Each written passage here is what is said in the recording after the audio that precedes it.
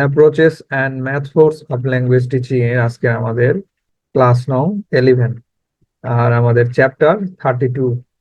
এই চ্যাপ্টারে একটি ছোট কোশ্চেন আছে, সেটা হচ্ছে what is frame and schema theory. Frame and schema theory are related to computer data processing and artificial intelligence. এই দুটো theory computer data processing and artificial ইন্টেলিজেন্সের সাথে সম্পর্কিত। According to frame theory অনুসারে every human memory consists of a set of memorization devices. যে প্রতিটি মানুষেরই memory একটি মেমোরাইজেশন ডিভাইস দিয়ে বা এক সেট মেমোরাইজেশন ডিভাইস দ্বারা অবস্থিত। That help us gain new experience. আর যেই ডিভাইস গুলো আমাদেরকে নতুন নতুন অভিজ্ঞতা শিখতে বা অর্জন করতে হেল্প করে থাকে। Schema theory is quite the opposite of frame theory. আর এখানে স্কিমা থিওরিটা ফ্রেম থিওরির একেবারে বিপরীত। It suggests that the knowledge we carry around in our heads is organized into interrelated patterns.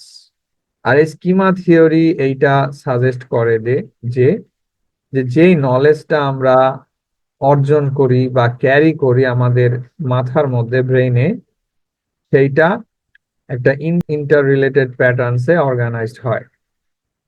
এরপরে আমাদের চ্যাপ্টার 33-তে থাকবে what type of skill is writing. আমরা এর আগের ক্লাসে রিডিং সম্পর্কে পড়েছি, আজকে আমরা রাইটিংস এবং স্পিকিং অ্যান্ড লিসেনিং এই তিনটা স্কিল শেষ করব। What type of skill is writing. রাইটিংটা কি ধরনের skill? Writing is a productive skill that carries the idea of a writer. Writing হচ্ছে একটি প্রোডাক্টিভ স্কিল, যেটাকে সাধারণ বাংলায় উৎপাদনক্ষম একটি স্কিল বলা হয়, দক্ষতা, যেটা একজন লেখকের আইডিয়াগুলো বহন করে থাকে। Among the four skills, যে চারটি স্কিল আছে, reading, speaking, writing and listening, এই চার স্কিলের মধ্যে writing is considered a difficult one. এই রাইটিং এই স্কিলটাকে সবচেয়ে বেশি ডিফিকাল্ট হিসেবে ধরা হয়। In writing, one needs to be very careful with every word, punctuation and spelling. কেন রাইটিং এত বেশি কঠিন? কারণ রাইটিং এ প্রত্যেককেই এই বিষয়গুলোতে সচেতন হতে হয়, যে প্রতিটি ওয়ার্ড আপনি কিভাবে লিখছেন, তারপরে পাংচুয়েশন মার্কগুলো ঠিক আছে কিনা, এছাড়াও স্পেলিং, গ্রামার এগুলো ঠিকঠাক আছে কিনা। কিন্তু আপনি স্পিকিং করতে গেলে এগুলোর খুব বেশি প্রয়োজন হচ্ছে না। In the absence of physical presence, writing skill creates an impact on the readers. Writing এমন একটি স্কিল যেটা কারো অনুপস্থিতিতে, অর্থাৎ ফিজিক্যালি অ্যাবসেন্স থাকা সত্ত্বেও, এই রাইটিং স্কিলটা পাঠকদের মনে ইম্প্যাক্ট করে, প্রভাব ফেলতে পারে। অর্থাৎ কারো লেখা পড়ে আমরা প্রভাবিত হই, যদিও সেই লেখক সশরীরে সেখানে উপস্থিত নেই। It is a visual form of communication. এটি যোগাযোগের একটি ভিজুয়াল ফর্ম পদ্ধতি। Writing skill has several levels. Writing স্কিলের অনেকগুলো লেভেলস রয়েছে, সেগুলো হচ্ছে: the first level is related to handwriting, spelling and punctuation. প্রথম লেভেলটি হচ্ছে সম্পর্কিত হ্যান্ড রাইটিং, স্পেলিং, বানান এবং পাংচুয়েশনের সাথে। The second level is related two grammar and vocabulary. দ্বিতীয় লেভেল গ্রামার এবং ভোকাবুলারির সাথে সম্পর্কিত। The third level is related to the paragraph. এবং তৃতীয় লেভেলটা প্যারাগ্রাফের সাথে সম্পর্কিত, অর্থাৎ আপনি সেন্টেন্সে লিখতেছেন প্যারাগ্রাফ আকারে, একের পর এক সেন্টেন্স যুক্ত করতেছেন, এইটা আর কি। What are the kinds types of writing. Writing এর অনেকগুলো প্রকার রয়েছে, আমরা রিডিং এর অনেকগুলো প্রকার করেছিলাম, রাইটিং এরও তেমন আছে। তো এখানে বিস্তারিত দেওয়া নাই, শুধু নামগুলো দেওয়া আছে: free writing, copy writing, guided writing, self writing, real writing. What are the stages in writing skill. Writing স্কিলের স্টেজেস গুলো কি? তাহলে রাইটিং এর স্টেজেস গুলো হচ্ছে তিনটি: pre writing, during writing, post writing. এর আগের গুলোতেও ওই একই ছিল, তিনটি করে স্টেজ ছিল। Any activity that involves planning for writing something is called pre writing. কোনো কিছু লেখার পূর্বে বা শুরুতে পরিকল্পনা করার যে সমস্ত কার্যকলাপ আছে সেগুলোকেই বলা হয় প্রি রাইটিং। অর্থাৎ আপনি কোনো কিছু লিখবেন, এর জন্য যে আপনি একটা খাতা নিচ্ছেন, একটা পেন নিচ্ছেন, এটাও এই প্রি রাইটিং এর মধ্যে পড়ে। অর্থাৎ এই সমস্ত কার্যকলাপই হচ্ছে pre writing. The activities that are followed while writing something are call during writing. আর লেখার সময় যে সমস্ত অ্যাক্টিভিটিস গুলো ফলো করতেছেন, অনুসরণ করতেছেন, সেগুলোই হচ্ছে during writing. Are the revision process is call post writing. লেখা শেষ হয়ে গেল, আপনি রিভিশন দিচ্ছেন, কোথায় মিস্টেক হয়েছে, গ্রামাটিক্যাল অথবা স্পেলিং, পাংচুয়েশন, এই যে রিভিশন দিচ্ছেন এইটা হচ্ছে পোস্ট রাইটিং। অর্থাৎ লেখার পরবর্তী যে কার্যকলাপগুলো সেগুলো হচ্ছে post writing. Write down the difference between written and spoken language. এই কোশ্চেনটা আমি থার্ড ইয়ারে পড়াইছিলাম, তারপর এখানে শর্টকাটে পড়াই দিচ্ছি যে স্পোকেন এবং রিটেন ল্যাঙ্গুয়েজের মধ্যে পার্থক্যগুলো কি কি। দ্য ডিফারেন্সেস আর, পার্থক্যগুলো হলো, spoken language contains many incomplete sentences. Spoken ল্যাঙ্গুয়েজে অনেকগুলো অসম্পূর্ণ বাক্য রয়ে যায়। On the other hand written language must have complete sentences.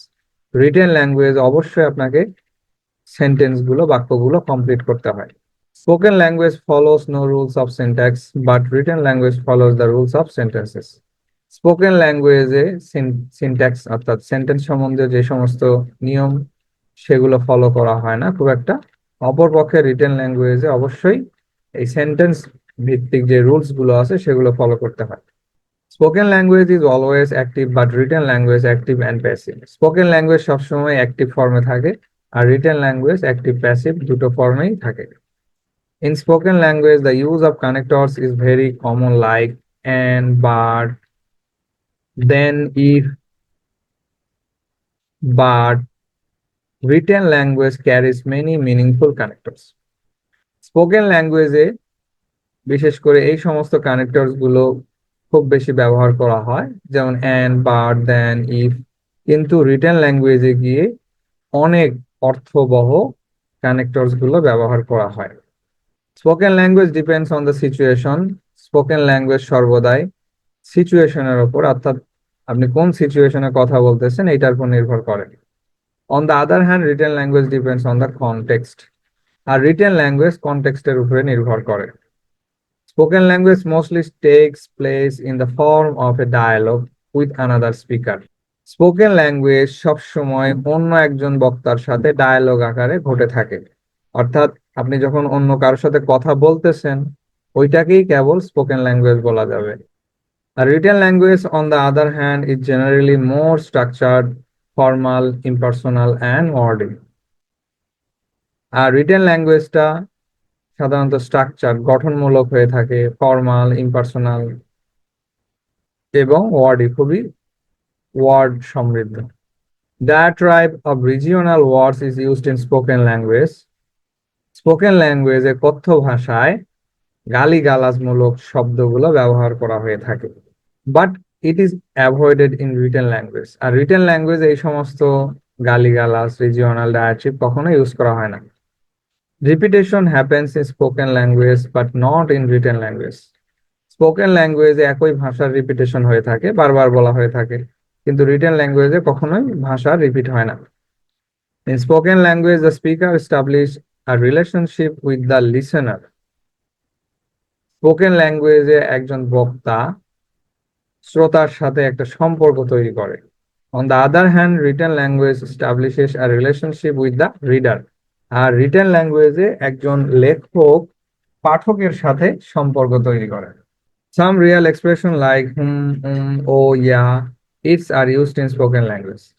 এই সমস্ত এক্সপ্রেশন গুলো স্পোকেন ল্যাঙ্গুয়েজে ব্যবহার হয়ে থাকে, but in written language it is not used. Written ল্যাঙ্গুয়েজে এই সমস্ত এক্সপ্রেশন গুলো খুব একটা ইউজ করা হয় না। এরপরে আমাদের চ্যাপ্টার হচ্ছে 34, টিচিং স্পিকিং। আমাদের রিডিং অ্যান্ড রাইটিং হয়ে গেল, এখন স্পিকিং।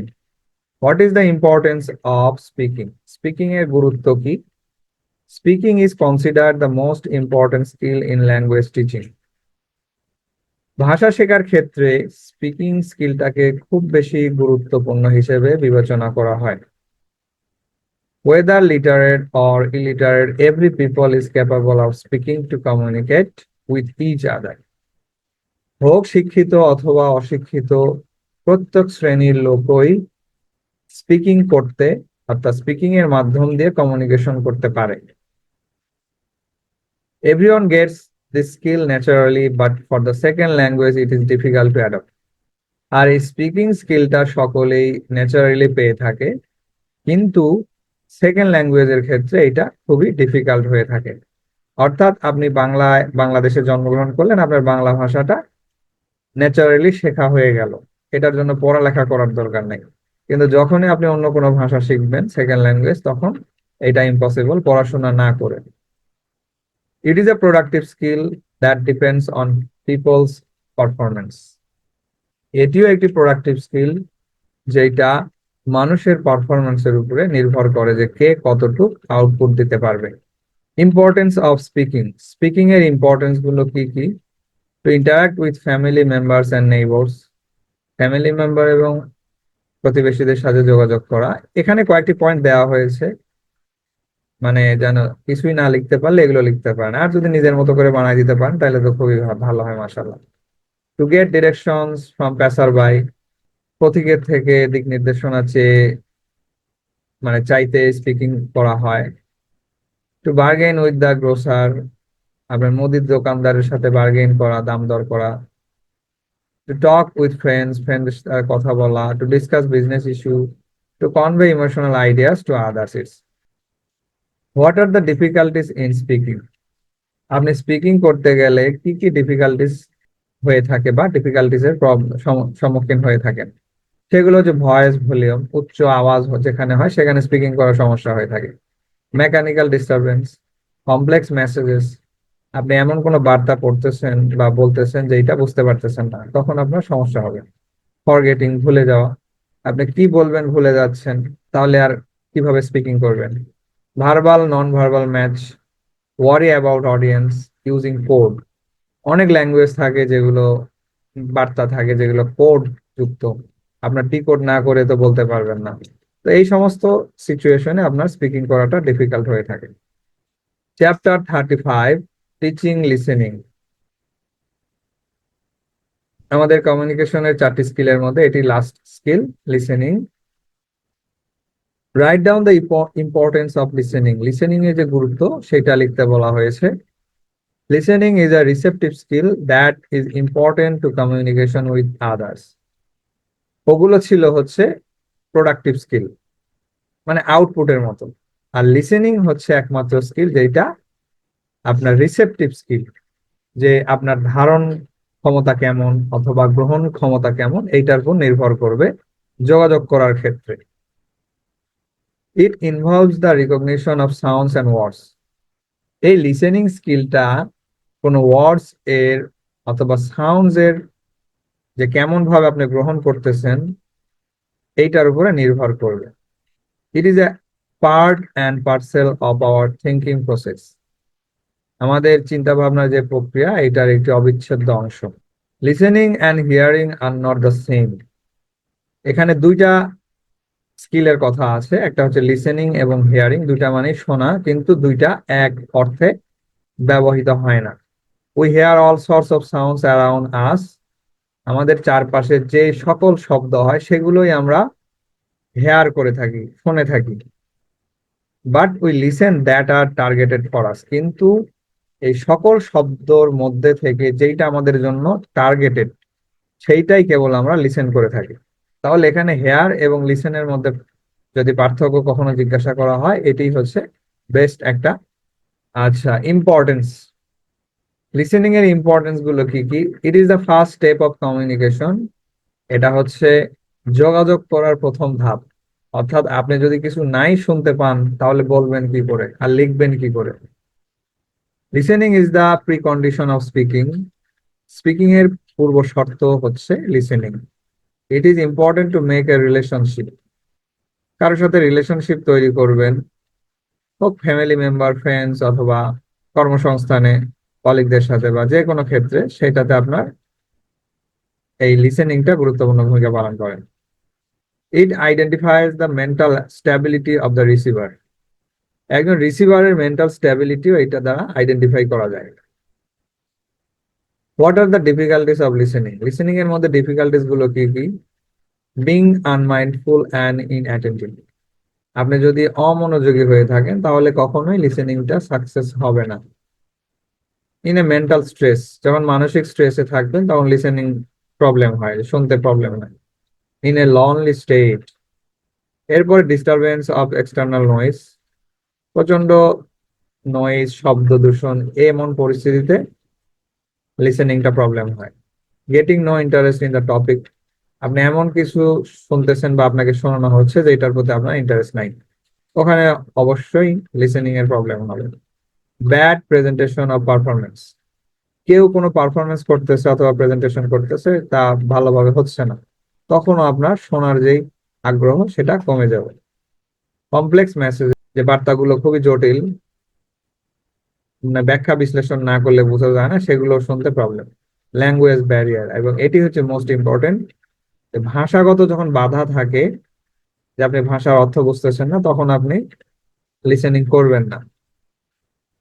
এরপরে what are the kinds of listening? Listening এর প্রকারগুলো কি কি? Active and passive listening, holistic listening, it means listening to the whole text. Holistic listening বলতে বোঝায় যে পুরো টেক্সটটিকে লিসেনিং করা। Segmental listening, listening parts of the speaker, বক্তার পার্টস, কথার অংশগুলো শোনাটা হচ্ছে সেগমেন্টাল লিসেনিং বলা হয়।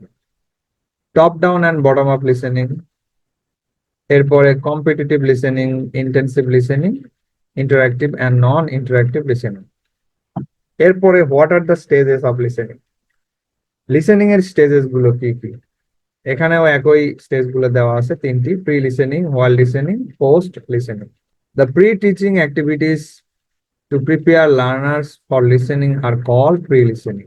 শিক্ষার্থীদেরকে লিসেনিং করার পূর্বে যে অ্যাক্টিভিটিস গুলো আছে সেগুলো হচ্ছে pre listening. The actual listening stage when learners listen to a text is called while listening. আর যখন কোনো একটি টেক্সট আপনি শুনতেছেন, ওই স্টেজটাকে বলা হয় while listening. The activities after the listening stage are called post listening. এবং লিসেনিং এর পরে যে অ্যাক্টিভিটিস গুলো আছে সেগুলো হচ্ছে পোস্ট লিসেনিং। এ হচ্ছে আপনার তিনটি স্টেজ লিসেনিং এর।